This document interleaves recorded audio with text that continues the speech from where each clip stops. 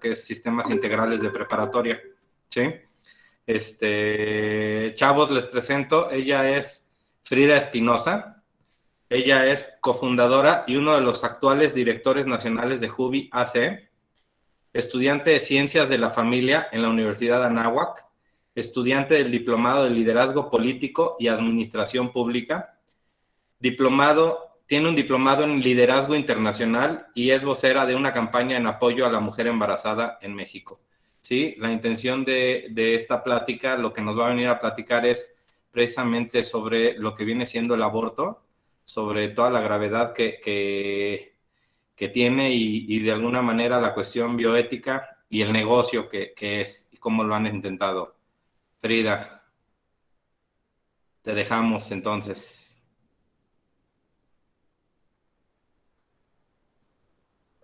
Sí, pues justo, mucho gusto, buenos días. Voy a intentar hacerlo todo muy rápido porque además pues también trabajo. Entonces en unos minutos me voy a conectar también con mi computadora de trabajo nada más para ver unas cosas. Pero bueno, pues miren, voy a intentar que es mucha información, la verdad, pero creo que la voy a decir así como todo rápido y al final ir aclarando sus dudas. Que como digo, es mucha información, pero todas las veces que he dado también esta plática, muchas personas me dicen que justo como que van teniendo mil dudas, pero se va aclarando a lo largo del camino. Y si sobran dudas, pues ya las aclaramos al final. Entonces, a mí me pidieron que les platicara sobre el negocio del aborto, ¿no?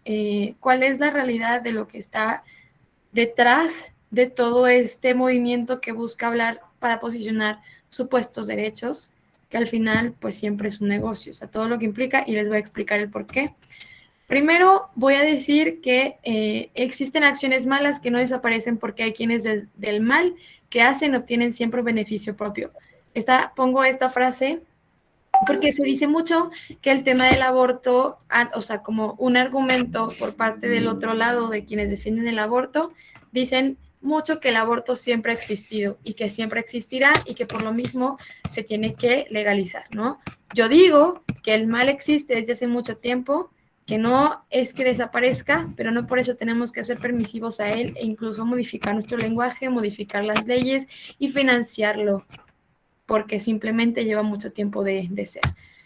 Aquí les comento, a ver, efectivamente el tema del aborto lleva existiendo desde hace mucho tiempo, pero históricamente siempre se ha visto el aborto como un delito. Uno de los primeros códigos penales, que es el Código Hammurabi, en el 1728 a.C., este código está escrito sobre piedra. Fue escrito en el tiempo de un rey de Babilonia, donde ya hacía una referencia al aborto como un delito. Entonces, podrían decir justo lo mismo, ¿no? Sí lleva existiendo desde hace mucho, sí, pero nunca se ha visto en la historia como un derecho. Y en la historia, en donde todavía no tenían papel, o sea, estaban escribiendo sobre piedra, ¿no? Ya tenían una mentalidad lógica, un sentido común lo suficientemente necesario para entender que un aborto es algo inmoral y que, pues, en un embarazo ya había un nuevo ser humano, sin necesidad de tener libros de embriología o tener ultrasonidos. Por lógica, humanamente se entendía. En el siglo III es cuando surge el término nasciturus, que significa el que está por nacer, por parte de un jurista llamado Gallo. Este término es algo que se instauró en el derecho romano y a la fecha lo seguimos utilizando, y se utiliza para reconocer al que está por nacer y darle pues esta como capacidad de poder tener una herencia. En 1837, el Código Penal de Vicente Rocafuerte, también uno de los códigos penales más importantes, ya clasificaba el aborto como un delito, y es más, en todos estos donde históricamente se clasificaba como delito, siempre era por la protección a la mujer, o sea, siempre castigaba a quien practicaba el aborto porque ponía en riesgo a la mujer, porque mataba a su descendencia. Luego, nos saltamos aquí rápidamente hasta 1916 con Margaret Sanger. Ella es un personaje que funda Planned Parenthood. Ella fue aliada del Ku Klux Klan, que si alguien no recuerda qué es eso, pues era un grupo extremista racista que quería acabar con la población negra. Y estuvo involucrada en la decisión de la Corte para realizar esterilizaciones forzadas a mujeres de piel negra. En 1920, la Unión Soviética legaliza el aborto. Entonces, les cuento un poco más de Margaret Sanger. Aquí, literalmente, les puse el link en grande para que ustedes puedan ver esta carta que se hizo pública unos años después. Ella es Margaret Sanger, le hizo esta carta al Dr. Campbell cuando iba iniciando Planned Parenthood. Está en inglés, pero se los traduzco aquí. Dice, no queremos que se sepa una palabra de que queremos exterminar a la población negra. Así está, directa. Y porque justamente la idea de Margaret Sanger de empezar con un Planned Parenthood era ofrecerle servicios de control de natalidad y de sexualidad a las mujeres de piel negra, porque ella decía que supuestamente ellas, digo que eso sí es cierto, que ellas no tenían acceso a la salud, a centros de salud que fueran dignos. Sin embargo, su manera de ayudar era más bien para hacer que se dejaran de reproducir. Y esto es tan real que, pues aquí hay algunos datos de Planned Parenthood Annual Report, sus reportes internos del 2009 al 2010, decían que el 62% de las clínicas de Planned Parenthood estaban ubicadas en comunidades negras y minoritarias. Y es más, hay promoción, digo, esto ahorita ya no lo hacen, pero hay promoción en espectaculares específicamente nada más para las mujeres de piel negra y minorías. Según Centers for Disease Control and Prevention, en el 2014, el aborto fue la primera causa de muerte de las personas de piel negra. Las personas de piel negra apenas representan un 13% de la población en Estados Unidos, y quiere decir que las mujeres de ese color de piel están abortando hasta 3 veces más que las mujeres de piel blanca. Y es tan real el tema del racismo de Margaret Sanger que las mismas clínicas de Planned Parenthood, o sea, esto fue el año pasado, han quitado la foto y el nombre de varias de sus clínicas porque no quieren que se asocien más con, pues, Margaret Sanger. Luego, les hablaba de que en la Unión Soviética también se despenalizó el aborto, y como bien sabrán, pues ahí triunfa el comunismo. Uno de los exponentes más importantes de esta corriente política es Karl Marx, y aquí hay 2 documentos importantes que son el Capital y el Manifiesto, donde pongo algunos extractos importantes. El comunismo plantea que para poder lograr una revolución siempre tiene que dividir a la sociedad con una síntesis y una antítesis. Se tenían que tomar los medios de producción y bueno, entonces estaban en contra de la propiedad privada y aquí lo mencionan, dice, el capital comienza a regular toda la actividad y a dominar nuevos grupos en los cuales incluyen a las mujeres. La familia tradicional es la transmisora de los valores burgueses. Liberando a la mujer se terminaba la familia. O sea, ellos decían también que se tenía que eliminar a la familia burguesa, que era la que transmitía pues valores más judio-cristianos, era la que transmitía un tema de pues vivir cierto comportamiento, de trabajar de cierta forma, de hacer ciertas cosas que para ellos pues era algo que estaba mal. Por eso incluso muchas teóricas feministas como una que eran marxistas, como una Simone de Beauvoir, también buscaba la abolición de la familia. O sea, eso no es una casualidad, o sea, es que es literal, se fundamenta en el marxismo. Esto de la liberación de la mujer no era porque a Karl Marx le interesara a la mujer. De hecho, él tenía familia, simplemente no le interesaba a su familia. Al final no les dejó ni siquiera una buena herencia, o sea, no les dejó absolutamente nada. Se dedicaba más a otras cosas que a cuidar a su familia y ser un sustento para ellos. Pero bueno, o sea, él quería justo eliminar ese tema de la familia, y aquí también está como esta comparación. Dicen que el burgués ve a su mujer un mero instrumento de producción, como una propiedad privada, ¿no? Siempre esta comparación entre un oprimido y un opresor. Esta es una cita textual de Engels que dice, en la familia el hombre es el burgués y la mujer representa al proletariado. Si se dan cuenta, los movimientos sociales actuales que tienen un fundamento marxista, todos siempre tienen este opresor y oprimido. Siempre es una lucha, antes era una lucha de clases, pero aquí hacen ya la distinción que luego se vuelve una lucha de sexos, porque la mujer es la persona más importante dentro de la familia, porque sin la mujer no hay familia. La familia se hace nada más cuando llegan los hijos. Esto lo diría un teórico que es Bowen, que ha estudiado muchísimo todo el tema de la familia. sino solo es una pareja, o sea, no existe la familia. Pero si quitas a la mujer desde antes, pues entonces ya no existe, ya no se puede dar. Antes era la toma de los medios de producción, hoy es la toma de la cultura, y eso también de la toma de la cultura lo dice otro postmarxista que es Gramsci. Gramsci habla de la importancia que es tomar la cultura, el lenguaje, la educación, el arte, y eventualmente, después de la toma de todo eso, no se van a tomar los medios de producción, vas a llegar al poder e incluso a través de prácticas democráticas. Yo les recomiendo mucho que pues, puedan leer a Gramsci. Luego sigo en México, en 1923 se forma el Comité Nacional Pro Vida con más de 50 organizaciones mexicanas que ya le empiezan a hacer un frente al tema del aborto que venía pues del extranjero. En el 29 el Código Penal se modifica el significado de aborto por el lugar, antes decía terminación de la vida del producto, luego se modificó a interrupción, que es un eufemismo. En 1968 surge la Asociación Nacional para Revocar las Leyes de Aborto en Estados Unidos y hay un personaje muy importante que es Bernard Matheson. Él fue médico estadounidense que, como les dije, estuvo en la Asociación Nacional para Derogar las Leyes de Aborto y realizó más de 73,000 abortos. Un tiempo después se convirtió porque él tiene un documental que él hizo que se llama El Grito Silencioso, donde en ese momento, cuando ya pues él hacía abortos y demás, empezaron a comercializarse los ultrasonidos, entonces un día quería ver si realmente en la práctica era cierto que había un ser humano que tenía un latido de un corazón, porque pues hasta ese momento no lo podían ver desde adentro. Era algo que pues sí era todo un tema que pues se les podía dar el beneficio de la duda de cierta forma, que no pudieran ver lo que estaba pasando a pesar de que tenía la teoría. Entonces él grabó un ultrasonido y realizó un aborto y se dio cuenta pues cuál era la realidad. Y él después ya hizo pública una estrategia de 4 pasos muy sencillos para poder legalizar el aborto en cualquier país. Y él decía que es apoderarse de los medios de comunicación, mentir reiterada y descaradamente, aumentando las cifras de aborto clandestino, ridiculizar a la Iglesia Católica, ridiculizar a cualquier científico que diga que la vida comienza desde la concepción y que no se puede tratar como una persona al niño que está por nacer. Luego, seguimos, en 1970 inicia la comercialización de subrogación de vientre.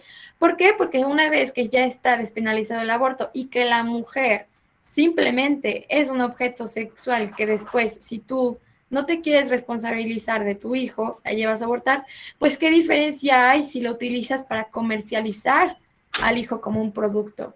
Lo comercializas al hijo como un producto para terminar con su vida y ganas de eso y también puedes venderlo. Y Nueva York legaliza el aborto en ese mismo año. En 1974 se da el informe Kissinger, que es un informe que se hace en el gobierno de Estados Unidos y es un informe de un futuro pesimista de qué es lo que llegaría a pasar en el momento en el que existiera una sobrepoblación, ¿no? Entonces, Estados Unidos, como pues es proteccionista su país, lo que ve después de ese informe es que tenían que hacer acciones concretas para invertir dinero, impuestos de su gobierno en otras partes del mundo para evitar la sobrepoblación, con 3 cosas muy concretas. Por eso todo el tema ideológico siempre viene de Estados Unidos y por el globalismo se ha difundido tanto. 3 cosas: la promoción de la homosexualidad, la anticoncepción y el aborto. Y si tienen dudas, ustedes pueden buscar el informe Kissinger. Era un informe clasificado y años después se hizo público, como la mayor parte de los documentos hasta el momento. Y justamente en ese mismo año, nuestro gobierno, a la cabeza con el presidente Echeverría, reforma el artículo 4 constitucional diciendo que, ese es el artículo donde habla de que toda persona tiene la libertad de decidir de manera informada el número de hijos y esparcimiento que quiera tener. Este artículo en ningún momento justifica que porque tú quieres decidir el número de hijos que quieras tener, de repente si ya tienes 4 hijos y decides que quieres tener en lugar de 4, darle de comer a 3, ¿lo puedes matar? Pues por supuesto que no. En 1974 es el fallo de Roe versus Wade en Estados Unidos, donde legaliza el aborto a nivel nacional. Este fallo, de hecho, una de las mujeres que participó, más bien, que utilizaron su situación para legalizar el aborto, Tiempo después se hizo Provida y contó la realidad de Roe versus Wade, cómo ella y otra mujer fueron utilizadas y manipuladas para mover el tema del aborto y al final ellas nunca abortaron.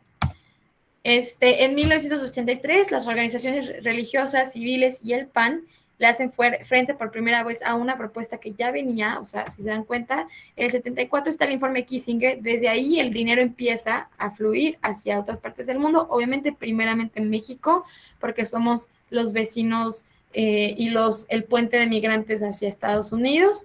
Entonces ya iniciaron con el tema de las iniciativas para despenalizar el aborto. En el 84 es la Conferencia Internacional sobre Población en México, y ese año el presidente Reagan de Estados Unidos, instaura la Mexico City Policy. Esta ley es una ley que bloquea a Estados Unidos para financiar el aborto y todos estos temas en otras partes del mundo. En 1994 son los Acuerdos del Cairo, donde entran los llamados supuestos derechos sexuales y reproductivos.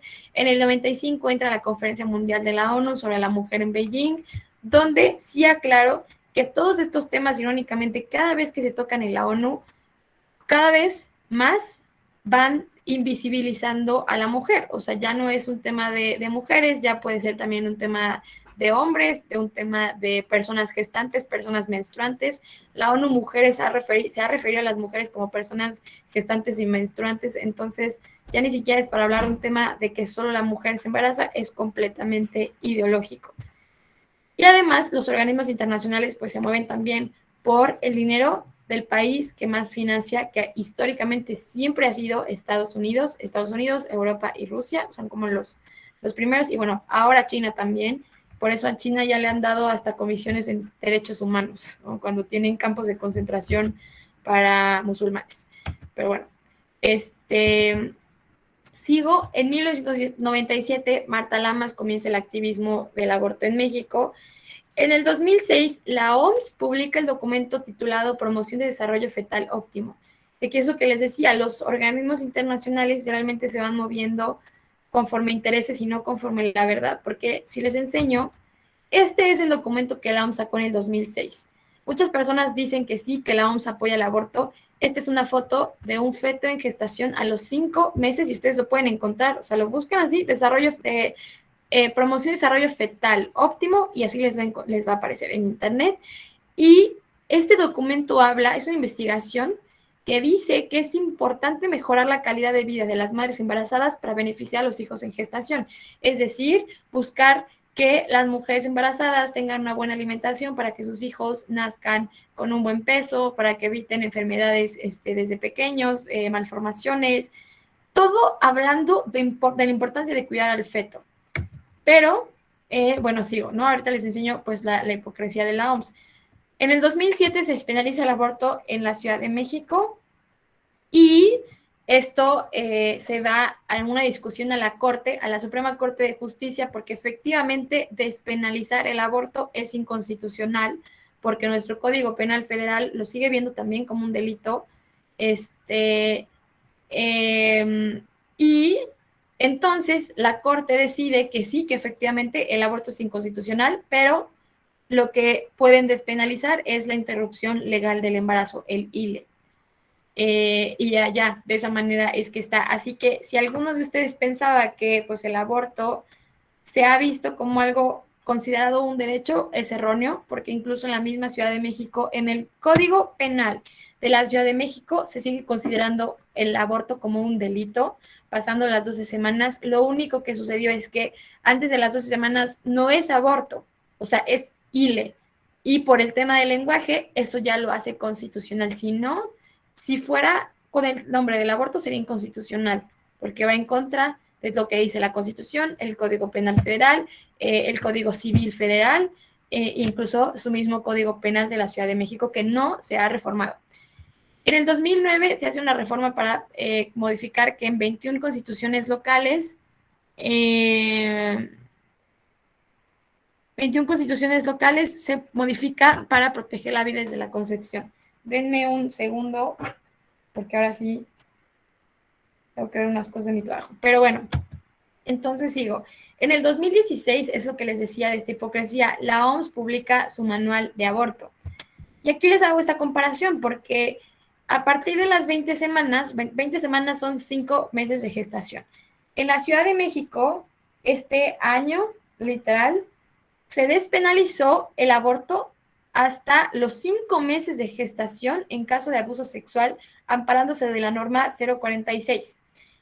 Mucha gente que dice que este supuesto manual les da instrucciones para poder ayudar a otras personas y abortar en su casa es una mentira. Es un manual consultivo, no es un manual formativo o práctico, porque nada más te dice que a los expertos que son, o sea, que saben del tema de la salud, algunas consideraciones que tienen que tomar en cuenta.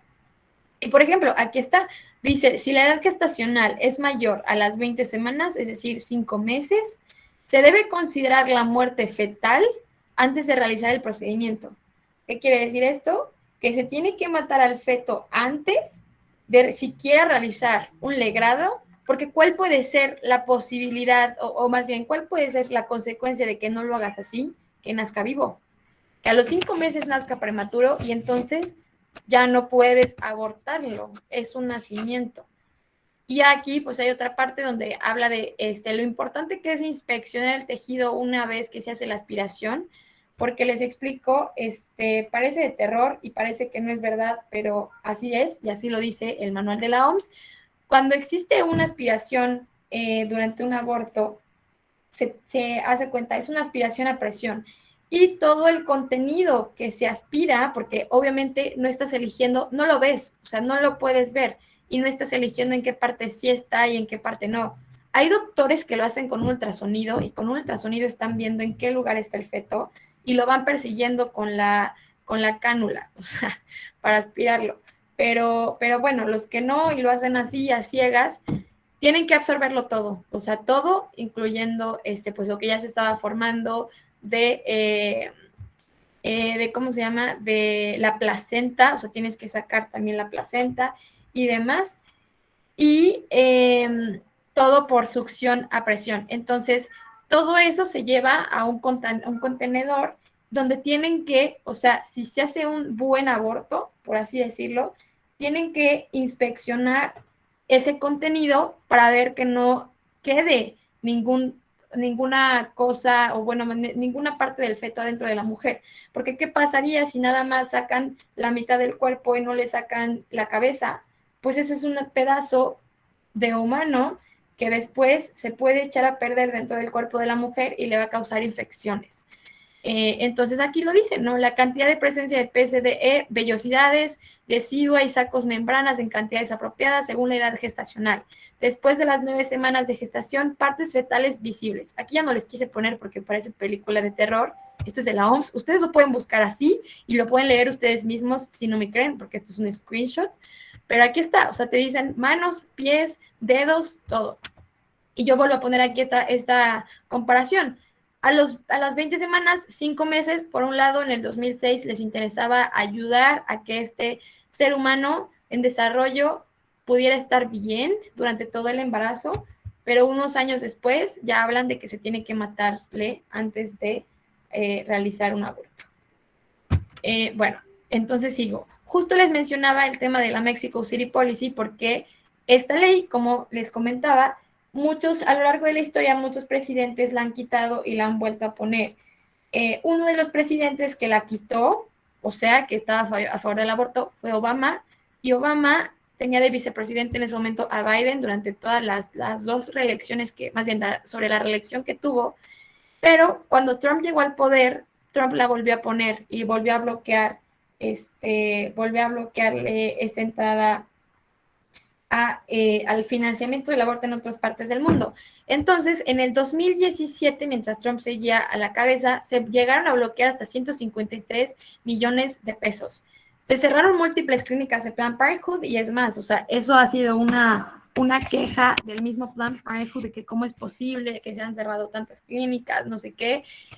Y, por ejemplo, algo que también es importante que sepan es que todas las clínicas abortivas siempre tienen una organización primero. Primero es una organización, luego así entran a los países y después se hacen clínicas. Planned Parenthood tiene su federación. La federación de Planned Parenthood, que es de donde reciben el dinero, de los impuestos, lo reparten, donde se reciben los donativos, se van a otras partes del mundo, y ahí incluso se llegan a cambiar también el nombre cuando abren clínicas. Por ejemplo, aquí esta clínica Planificación Familiar de Zimbabue, que está en África, en Zimbabue, es de Mary Stopes International. Mary Stopes tiene clínicas abortivas aquí en México, pero ahí se plantea su fundación.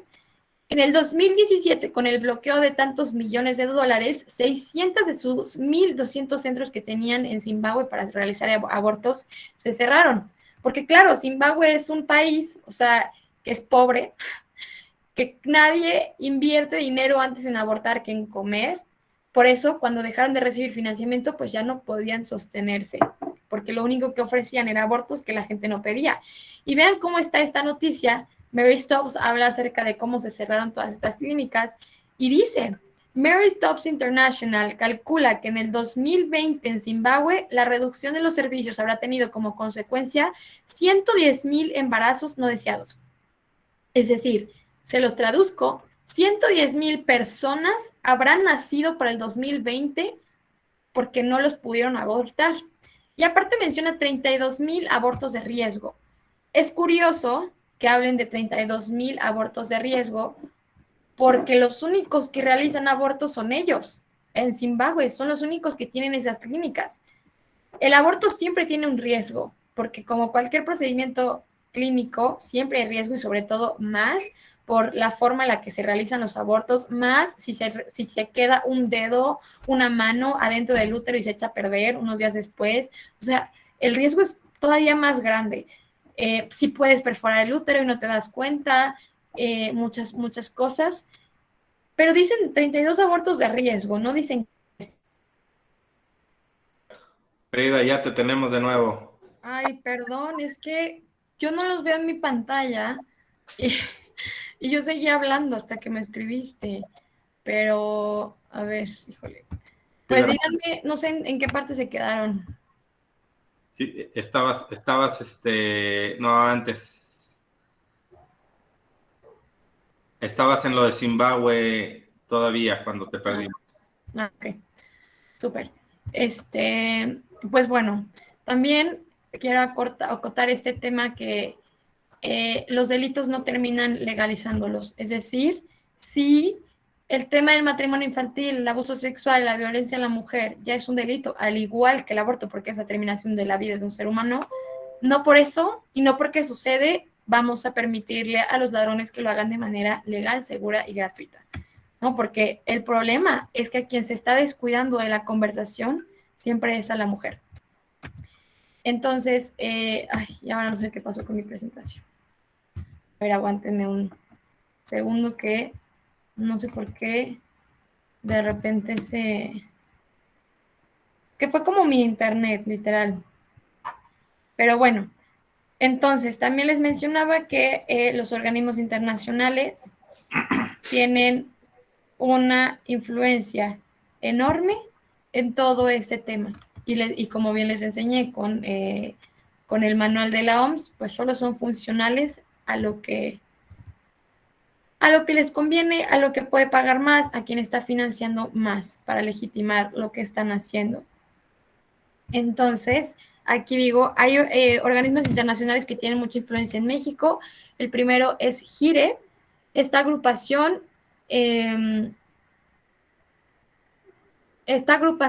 que lleva desde 1900 y algo y que ellos fueron responsables de la modificación de el significado de la definición de aborto en nuestro Código Penal.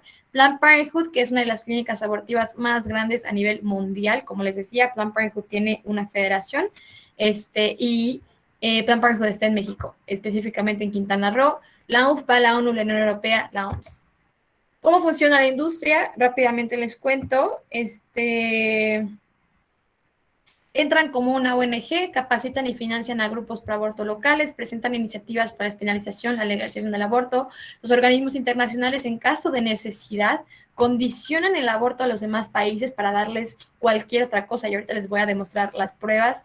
Usan eufemismos y falacias, es decir, no es terminación de la vida, es la interrupción, porque si dices que es la terminación, pues suena peor, ¿no? no es, no es aborto, porque el aborto es horrible, porque el aborto es un delito. No, es ilegal.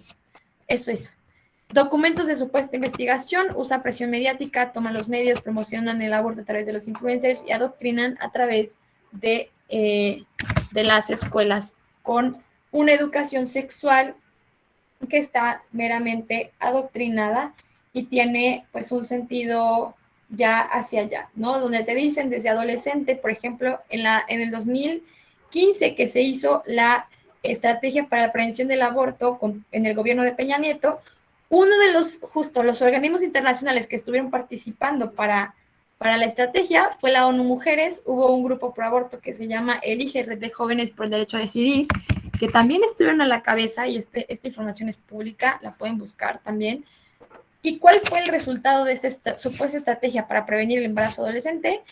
Que se bajó el promedio de inicio de vida sexual de entre los 12 a 15 años, los 12 años ya, o sea, iniciando tu adolescencia, tu pubertad, ya están teniendo relaciones sexuales, y además aumentó de manera exponencial y muy drástica las enfermedades de transmisión sexual. O sea, los adolescentes ya están teniendo dos enfermedades de transmisión sexual. ¿Por qué? Porque lo que les decían es que no había problema, que habían muchos anticonceptivos, que ellos podían hacer lo que ellos quisieran, y pues un adolescente que su cerebro, en general, el cerebro se termina de desarrollar hasta los 21 años, sigue en desarrollo, un cerebro que todavía es inmaduro, que no sabe controlar sus impulsos, que está pasando por muchos cambios hormonales, no le dices la realidad y pues esas son las consecuencias.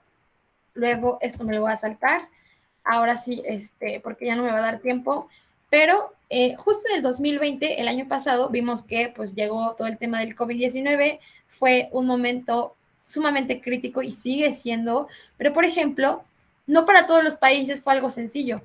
Aquí está esta noticia que habla sobre el COVID-19 que obligaba a acabar más fosas de lo habitual en una buena parte del mundo. En 41 países africanos había menos de 2,000 respiradores artificiales.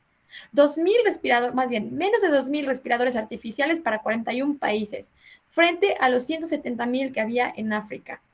Y en otros 10 ni siquiera contaban con uno de esos equipos. Pero qué casualidad, la casualidad y la buena bondad de distintos países que quisieron donar dinero. Pero ¿saben para qué donaron el dinero? Donantes como Reino Unido, Suecia, Canadá, donaron dinero para abortos y anticonceptivos, porque los pobres ya se están muriendo por el COVID, no tienen respiradores, no les vamos a dar respiradores, no tienen hospitales, pues mejor que ahora sigan muriendo abortando. Por ejemplo, aquí hay una encuesta de Ipsos Mori donde demuestra que el 85% de los kenianos, según un sondeo, estaban en contra del aborto, o sea, el año pasado. Lo cree el 86% de las mujeres y el 84% de los hombres. O sea, los africanos están pidiendo agua, educación, comida, o sea, comer antes que abortar.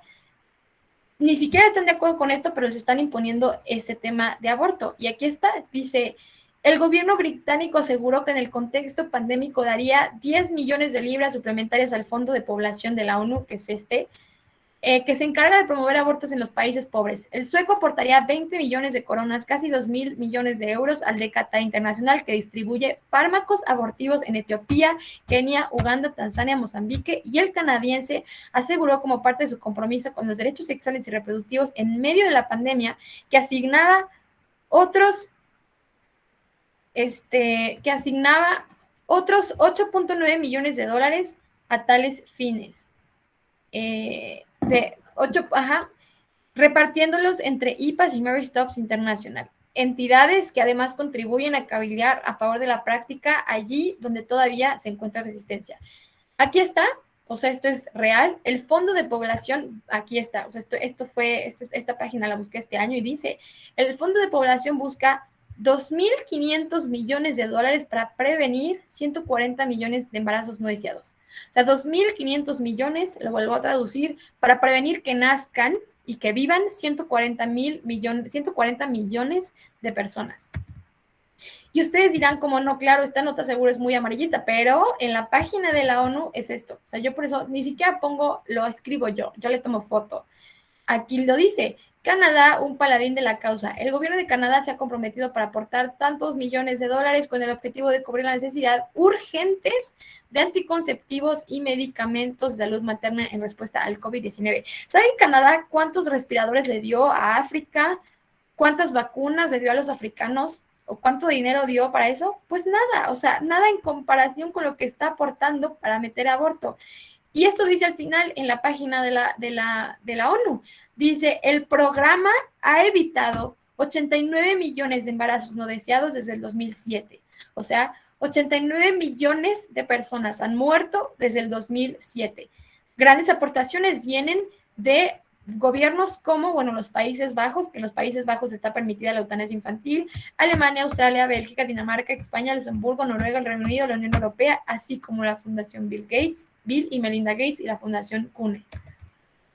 Ella, bueno, rápido, ella es Mary Ziegler, profesora de la Universidad de Florida, y pues ella estuvo investigando todo el tema del financiamiento del aborto en distintas partes del mundo.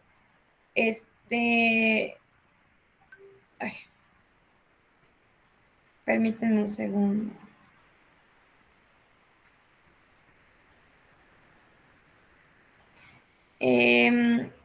Y bueno, justo, o sea, ella estuvo investigando que desde la Conferencia de Población y Desarrollo en Bucarest en 1974 fracasó el argumento para el control demográfico, ¿no? Es decir, antes, como les decía, como inició el informe Kissinger y toda esta idea malthusiana del tema de control demográfico, no se estaba vendiendo a los países, entonces se modificó el discurso del lenguaje a favor del aborto como un derecho, porque no es tan sencillo llegar a México y decir, sabes que queremos controlar a tu población porque estás teniendo muchos hijos, Estados Unidos no quiere recibir más migrantes y mejor, pues, familias más pequeñas para que no tengan que venir acá, queremos acabar con tu población que en mayoría es pobre, para que no quieran emigrar de manera ilegal, pues no, o sea, eso no vende.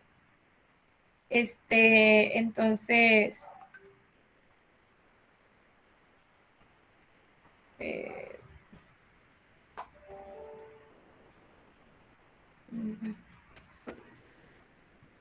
bueno, perdón.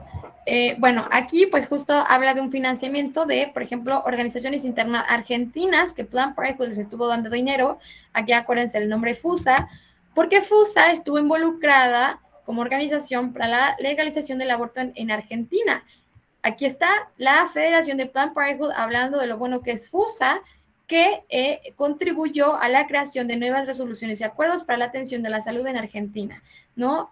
Planned Parenthood sacó un artículo diciendo que estuvo trabajando 5 años en Argentina, financiando organizaciones, financiando periodistas, haciendo de todo para legalizar el aborto. Aquí están todas estas organizaciones que son pro aborto. Aquí está la prueba de que sí, Planned Parenthood, la federación les ayuda y pues por eso fue lo que sucedió en Estados Unidos. Luego, estos son datos del IPPF Financial Statements del 2019 al 2020 y el Instituto Charlotte Lozier, donde justo se habla de que del 2018 al 2019 Planned Parenthood, por cada una adopción que concretó, realizó 133 abortos. Planned Parenthood siempre se jacta de decir que no es que siempre ofrecemos otras cosas y hay otras opciones para la mujer. Claro, una persona, un ser humano que se salva de un aborto, por cada ser humano que se salva, hay 133 que no. Bueno, estos datos ya rápido. Ella es Lena Wen, ella fue presidenta de Planned Parenthood, que literal a los meses de llevar la presidencia la despidieron y escribió este libro, Lifelines, donde justo habla de cómo en Planned Parenthood la hicieron a un lado porque ella quería que el aborto no fuera un servicio prioritario, ella quería que más bien se atendiera temas de sexualidad para prevenir el acceso al tema del aborto y bueno, o sea, por eso la quitaron de la cabeza. Entonces, ahora, ¿cuánto nos cuesta un aborto? Híjole, voy volando. Pero bueno, estos son datos que se dieron en una entrevista que hizo Forbes al laboratorio Intel Pharma, donde dice que el costo exponencial para la Secretaría de Salud por solo el medicamento de aborto anualmente es de hasta 4 millones de pesos.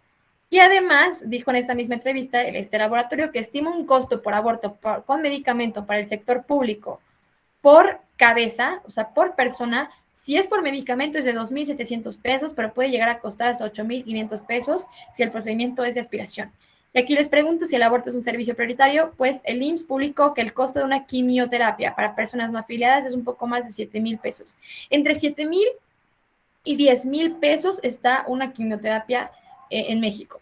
Solo por 2 abortos, solo por ahorrarnos hacer 2 abortos, se podría pagar una quimioterapia.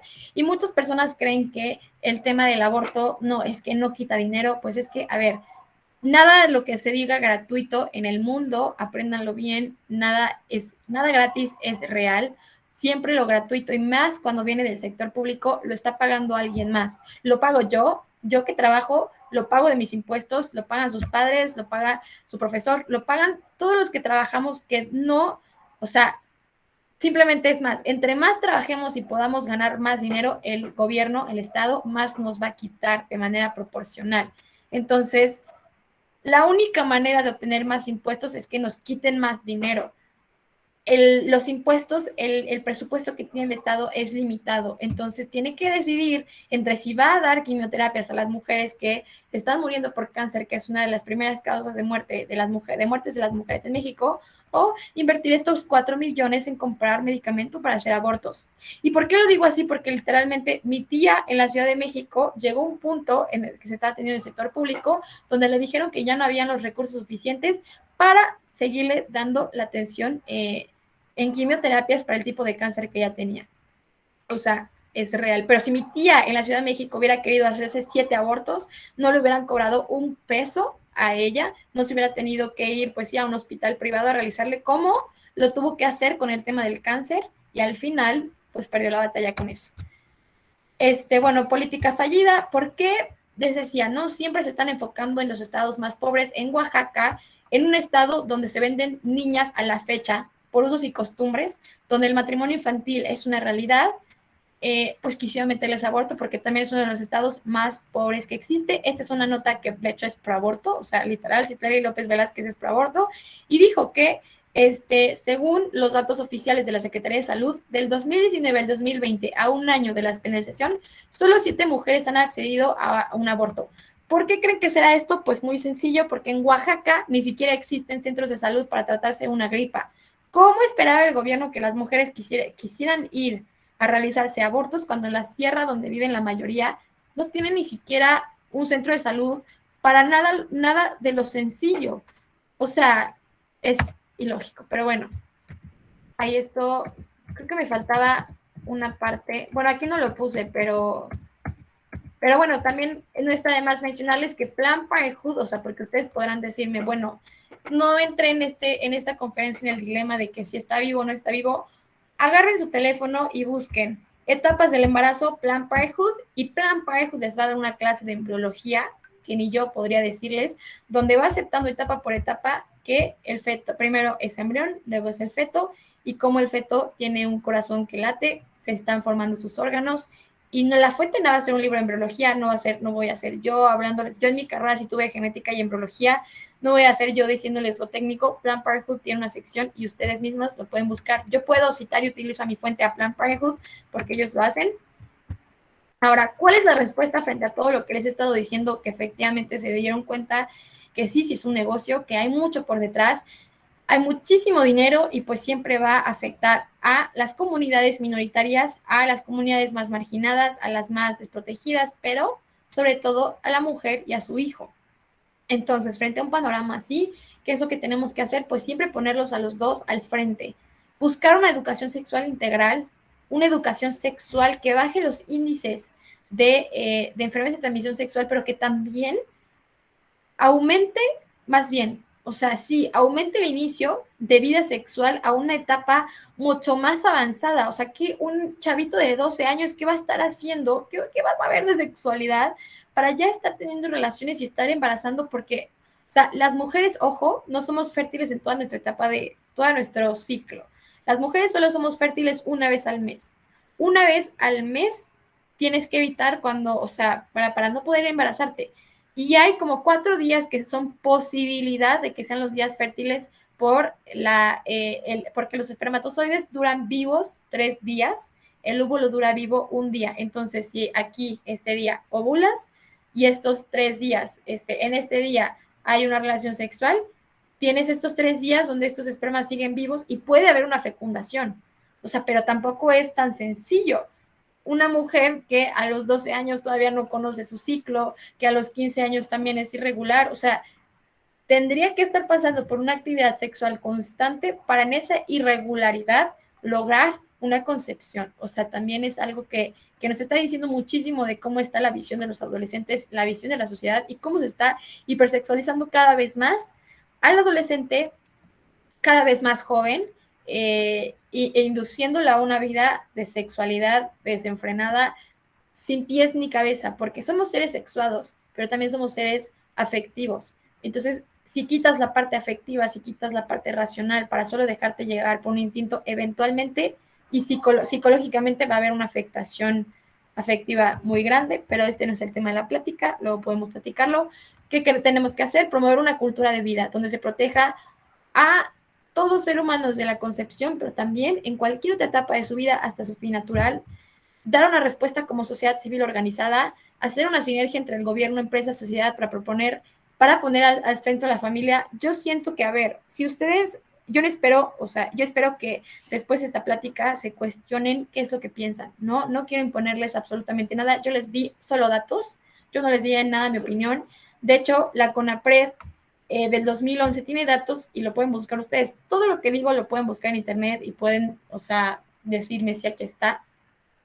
La CONAPRED demostró del 2011 al 2017 que la primera causa de discriminación laboral fue el embarazo. O sea, ¿cómo me están diciendo que tenemos en una sociedad donde primero discriminan a las mujeres por estar embarazadas, luego hay irresponsabilidad y abandono paterno, luego a muchas de las mujeres que quedan embarazadas las sacan de sus casas, se quedan en las calles, ¿no? En las escuelas no las apoyan, en el trabajo tampoco las apoyan, o sea, todo está en contra de la mujer y todavía me quieren decir que la mejor solución para la mujer es no darle albergue, no darle trabajo, no darle atención médica alimenticia, no apoyarla jurídicamente para meter a su violador a la cárcel, sino es que aborte a su hijo y nada de lo demás va a cambiar. O sea, es perpetuar esta mentalidad de que la mujer es objeto, de que la mujer y lo que tenga en su vientre es producto para vender con vientre subrogado, producto para matar y vender, o sea, el que lo mates. O sea, siempre hay que ponerla a ella, a la familia, al centro y hay que lograr no solo un aborto ilegal, es un aborto impensable, porque aunque algunos de ustedes pueda estar a favor del aborto, no me va a dejar mentir que al menos alguna persona que de verdad se quiera comprometer, o más bien que de verdad esté comprometida por el bienestar de la mujer, no quiere que la mujer pase por ese procedimiento.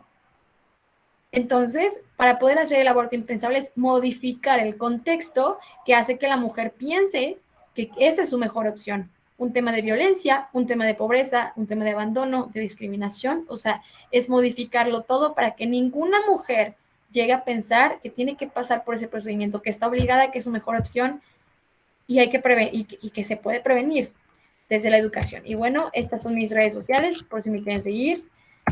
Estas son algunas de mis fuentes que estuve utilizando. Hay más, esto es Scooby, que es mi asociación, y ya, eso sería todo. Igual creo que ya se acabó el tiempo. Frida, pues te agradecemos. No sé si rápido alguien quisiera hacer alguna pregunta.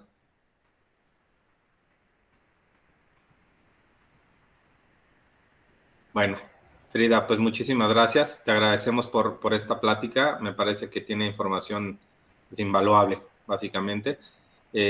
Chavos, que sirva de alguna manera para reflexión, para preguntarse sobre lo que estamos viviendo.